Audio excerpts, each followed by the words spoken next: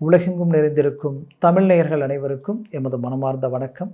நான் உங்கள் ஜோதிடர் அந்தியூர் சுதாகர், பாரம்பரிய முறை ஜோதிட ஆராய்ச்சியாளர். இன்று நாம் காணக்கூடிய தலைப்பு ராகு கேது பெயர்ச்சி தனுசு ராசி அன்பர்களுக்கு எப்பேற்பட்ட பலனை தரப்போகுதுன்றதை இந்த காணொலியில் தெளிவாக விவரமாக நம்ம பார்க்கலாம். நம்ம சேனலை சப்ஸ்கிரைப் பண்ணாதவங்க பண்ணிக்கோங்க, பெல் பட்டனை கிளிக் பண்ணி ஆல் ஆப்ஷனை கொடுத்துக்கோங்க. அப்போ தான் அடுத்தடுத்து காணொலிகள் உங்களை உடனடியாக வந்து அடையும். தனுசு ராசி அன்பர்களே, வரக்கூடிய 19ஆம் தேதி மே மாதம் இந்த ராகு கேது பெயர்ச்சி பார்த்திங்கன்னா உங்களுக்கு 2025வது வருடத்தில் இந்த பெயர்ச்சி ஆகி மீண்டும் ஒரு வருடம் 6 மாதங்கள், அதாவது 2026 டிசம்பர் மாதம் 5ஆம் தேதி வரைக்குமே இந்த நிலை அப்படியே நீடிக்கும். அப்போது இந்த ராகு கேது பெயர்ச்சி உங்களுக்கு எப்படி இருக்கும் அப்படின்றது தான் ஃபஸ்ட்டு ஒன்று நீங்கள் தெரிஞ்சுக்கிங்க. ராகு கேது மற்ற கிரகங்கள் பார்த்திங்கன்னா ஒரு பெயர்ச்சி ஆகுதுன்னா அந்த இடத்தையே நாம் கெஸ் பண்ணி சொல்லுவோம். ஏன்னா அந்த ஒரு இடம் தான் அது.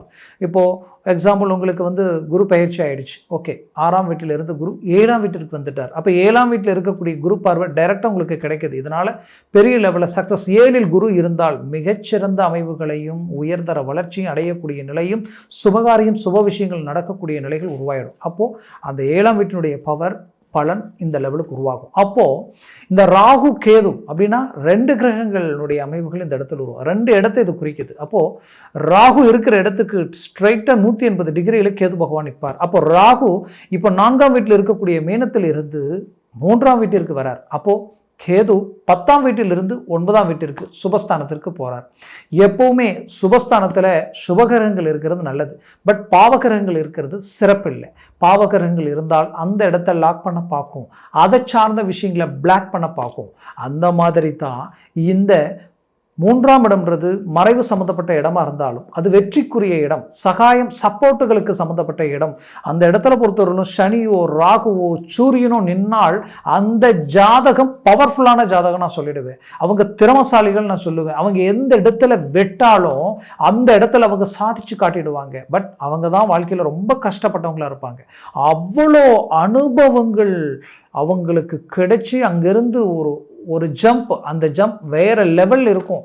எல்லாருமே பார்த்து ஸ்டன் ஆகிடுவாங்க. அந்த லெவலுக்கு இது எப்படி உங்களால் மட்டும் முடிஞ்சதுன்னு சொல்கிற அளவுக்கு இருக்கும். அப்பேற்பட்ட ஒரு இடத்துக்கு தான் இப்போ ராகு உங்களுக்கு வரார். அப்பேற்பட்ட இடத்துக்கு வரக்கூடிய இந்த ராகுவால் கிடைக்கக்கூடிய நல்ல விஷயங்கள் எவ்வளோ அதிக லெவல் இருக்கோ அதில் கிட்டத்தட்ட 60% நெகட்டிவ் இந்த பக்கம் இருக்கக்கூடிய கேதுவால் கொடுக்கக்கூடிய நிலைகள் இருக்குது. அப்போ அந்த கேது அந்த இடத்துல கொடுப்பார். பட் அதை எப்படி நம்ம ஃபேஸ் பண்ணலாம், எப்படி ஹேண்டில் பண்ணலான்றதை நான் சொல்கிறேன். முதல்ல கொடுக்குற ராகுவை பற்றி நான் உங்களுக்கு சொல்லிடுறேன். ஏன்னா இந்த ராகுவுக்கு உந்த இடம் இதுதான். இந்த இடத்துல ராகு நின்னால் நினைச்சதை முடிப்பீங்க. இத்தனை வருஷமா என்னால் இது முடிக்க முடியலன்னு நினைக்கிற எப்பேற்பட்ட ஒரு காரியமாக இருந்தாலும் இப்போ அது முடிக்கிற நேரமாக இருக்கும் உங்களுக்கு. அதனால் நடந்த மன உளைச்சல், தோல்விகள், தடைகள், நம்பிக்கை துரோகங்கள், சில நெருக்கடிகள், உண்மையை சொல்லணும்னா சில அவமானங்கள், இது எல்லாத்தையும் கண்டு வந்த நீங்கள் அதை எதையாவது நினச்சி இதுவும் இப்படி தான் இருந்துருமோ அப்படின்ட்டு இதை மிஸ் பண்ணிட வேண்டாம். ஏன்னா இருக்கிறதுலே தனுசு ராசி அன்பர்கள் கடந்த 10 வருஷமாக அதிக அளவில் பாதிப்புகள் சந்தித்தவங்க இவங்க தான். நடந்தது அதிகமாக உங்களை சொல்லி நான் கஷ்டப்படுத்த விரும்பலை. இருந்தாலும் ஒரே வார்த்தையில் சொல்லணும்னா எதிரிக்கு கூட இந்த நிலைமை வரக்கூடாது.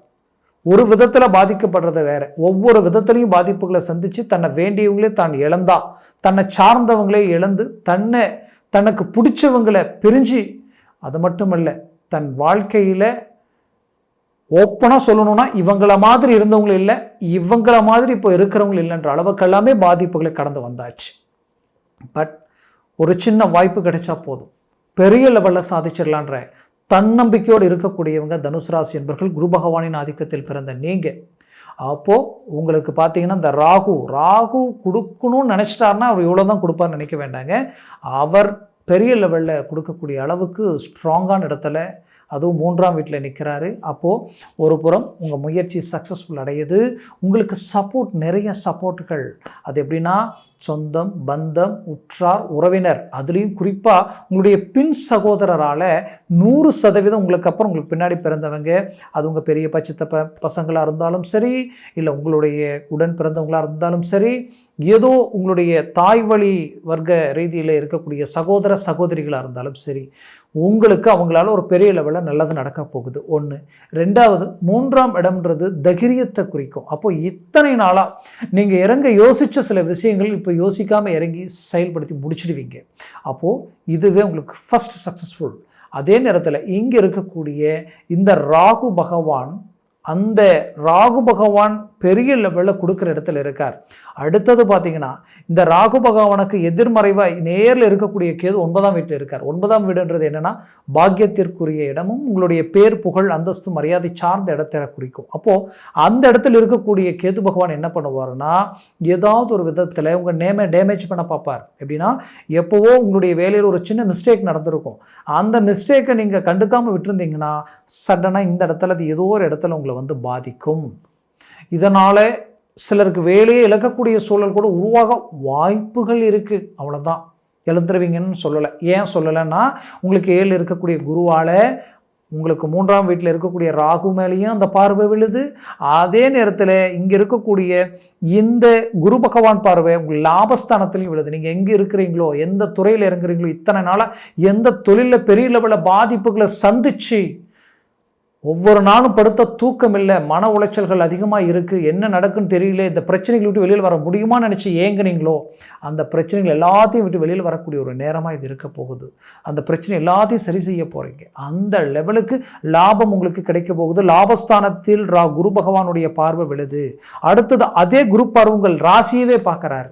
அப்போது நீங்கள் கிளாரிட்டி ஆகிடுவீங்க, பிரகாசம் ஆகிடுவீங்க. எங்கே போய் நீங்கள் பேசினாலும் அந்த பேச்சுக்கு வேல்யூ கிடைக்கும். ஒரு பர்ஃபெக்டான ஒரு மேனேஜ்மெண்ட் உங்களுக்கு உருவாக்கிடும். எல்லாத்த விட பல விஷயங்கள் உங்களை தேடி வரக்கூடிய நிலையை உண்டாக்கிடும். அப்போ கேது இந்த இடத்துல இருந்து உங்களுடைய நேம கெடுத்தாலும் அதை சரி செய்யக்கூடிய கெப்பாசிட்டி உங்களுக்கு இருக்குது. பட் அலட்சியமாகவோ அசால்ட்டாகவோ இருந்தால் இதனுடைய விளைவுகள் உங்களுக்கு வந்துடும். பட் கொஞ்சம் எச்சரிக்கையுடன் செயல்பட்டால் கவலையே வேண்டாம், போல்டாக இறங்கி நீங்கள் ஒரு சக்ஸஸ் அடையலாம். அடுத்தது சனி பகவான் உங்களுக்கு 4ஆம் பாவத்தில் இருக்கார். இது ரொம்ப சிந்திக்கக்கூடிய விஷயம். ஏன்னா 4இல் சனி பகவான் இருந்தால் இதைத்தான் அர்த்தாஷ்டம சனின்னு நம்ம சொல்கிறோம். அப்போ அர்த்தாஷ்டம சனின்றது அஷ்டம சனியில் பாதி. அப்போது அஷ்டம சனியில் பாதி அந்த இடத்துல இருக்கும் பொழுது அது என்ன செய்யும்னா, ஃபர்ஸ்ட் ஆஃப் ஆல் அது உங்களுக்கு மன உளைச்சல் கொடுத்துரும். சில விஷயங்களை இறங்கி செய்யலாமா வேண்டாவான்ட்டு இப்படி ஒரு கால் அந்த பக்கம் ஒரு கால் இந்த பக்கம்ன்ற மாதிரி எதுலேயுமே ஒரு முழுமையை இறங்க விடாத அளவுக்கு சற்று அது தடை பண்ணும். அடுத்தது தாய்க்கு ஆரோக்கியத்தை பாதிக்க வாய்ப்புகள் இருக்குது. அதே நேரத்தில் கண்டிப்பாக எச்சரிக்கையாக இருக்கணும். அவங்க ஆரோக்கியத்தில் தாய் வழி உறவு முறைகள் ரீதியிலையும் ப்ளஸ் அவங்க ரீதியில் சொத்துக்கள் இருந்தாலும் அந்த சொத்துக்கள் சார்ந்த விஷயங்களில் சற்று கவனம் தேவை. அடுத்தது பார்த்தீங்கன்னா, அந்த 4ஆம் இடம்ன்றது உங்களுடைய சுகஸ்தானம், உங்களுடைய ஆரோக்கியம். கடந்த காலகட்டங்களில் அந்த இடத்துல ராகு இருந்து உங்கள் ஆரோக்கியத்தில் பேக் பெயின், கழுத்து வலி, குறிப்பாக கழுத்து வலி ரொம்ப ஸ்ட்ராங்காக கொடுத்துருக்கும். இது ஷோல்டர் பெயின் வரைக்கும் பாதிச்சிருக்கும். சிலருக்கெல்லாம் ஓப்பனாக சொல்லணும்னா அறுவை சிகிச்சை பண்ணணும். உங்களுக்கு நரம்பு ப்ராப்ளம், நரம்பு சார்ந்து சில சிக்கல்கள் இருக்குன்ற அளவுக்கெல்லாமே சொல்லி அது ஆப்ரேஷன் பண்ணாமா வேண்டாமான்ற குழப்பத்தில் இருந்திருப்பீங்க. அவசரப்பட்டு ஆப்ரேஷன் பண்ணுறதுன்றதை சற்று தவிர்க்கிறது நல்லது. கம்பல்சரி ஆட்டோமேட்டிக்காகவே கிளியர் ஆகக்கூடிய அளவுக்கு உங்களுக்கு வரக்கூடிய காலங்கள் பக்கபலமாக இருக்கும். அவசரப்பட வேண்டாம். அதே நேரத்தில் கண்டிப்பாக சொல்கிற தனுசு ராசி என்பவர்களுக்கு தொழில் ரீதியில் உயர்தர வளர்ச்சி இருக்குன்றது எந்த மாற்றமும் இல்லை. ஒரு புறம் ராகு, ஒரு புறம் குருவால் உயர்தர வளர்ச்சியை சந்திக்கிறீங்க. தொழில் ரீதியில் எப்போ போட்ட இன்வெஸ்ட்மெண்ட் எல்லாம் இப்போ உங்களுக்கு ஒர்க் அவுட் ஆக போகுது. அதுலேயும் குறிப்பாக சொல்லணும்னா உங்களுக்கு வந்து பார்த்தீங்கன்னா வேலையில் ப்ரமோஷன் கிடைச்சிடும், கண்டிப்பாக கிடைச்சிடும். மூவ் பண்ணுங்க. இந்த 1.5 வருஷத்தில் கிடைக்கும். அதுவும் நீங்கள் வந்து அரசு உத்தியோகத்தில் டெம்பரவரியாக இருந்தால் பர்மனெண்ட் ஆகக்கூடிய வாய்ப்புகளும், அதற்குரிய பரீட்சைகள் எழுதக்கூடியவங்களை, குரூப் எக்ஸாம் இதை சார்ந்த விஷயங்கள் எழுதி நான் முயற்சி பண்ணுறேன் நினைக்கிறவங்களுக்கு மூவ் பண்ணுங்க. கண்டிப்பாக இந்த நேரத்தில் கிடைக்கிறதுக்கு உண்டான வாய்ப்புகள் இருக்குது. குரு பார்வை டைரெக்டாக உங்கள் மேலே விழுது. இதில் அடுத்த காலகட்டங்களில் சிவராஜ் யோக அமைப்பும் கூடி வரப்போகுது. அதன் அடுத்த காணொலி உங்களுக்கு சொல்கிறேன்.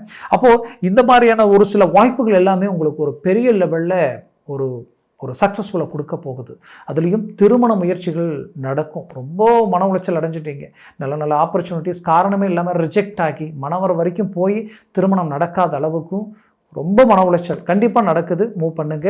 இன்னும் சிலருடைய வாழ்க்கையில் திருமணம் ஏண்டா ஆச்சுன்ற அளவுக்கு வேதனைகள் பட்டு இன்றைக்கி வாழ்க்கையே எனக்கு கேள்விக்குரிய இருக்கேன்ட்டு அப்படியே பல்ல கடிச்சிட்டு நிற்கக்கூடிய நிலைமைக்கு ஆளாயிட்டீங்க.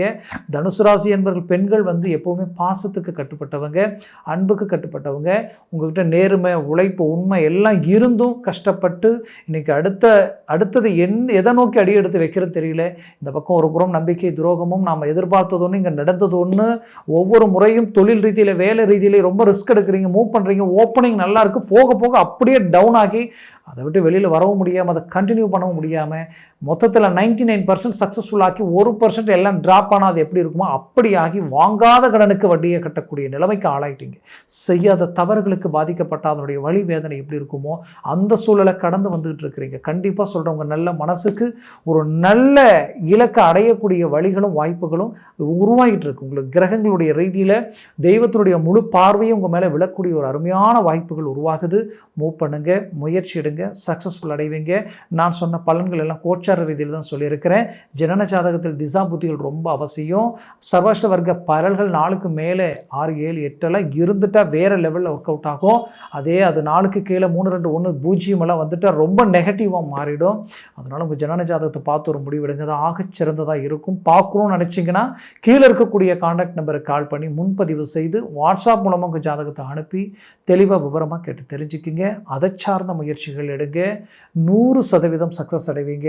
ஆக தனுசு ராசி அன்பர்களின் வாழ்க்கை வளமாக அமைந்திட எமது மனமார்ந்த வாழ்த்துக்கள். நன்றி, வணக்கம். மீண்டும் சந்திக்கலாம்.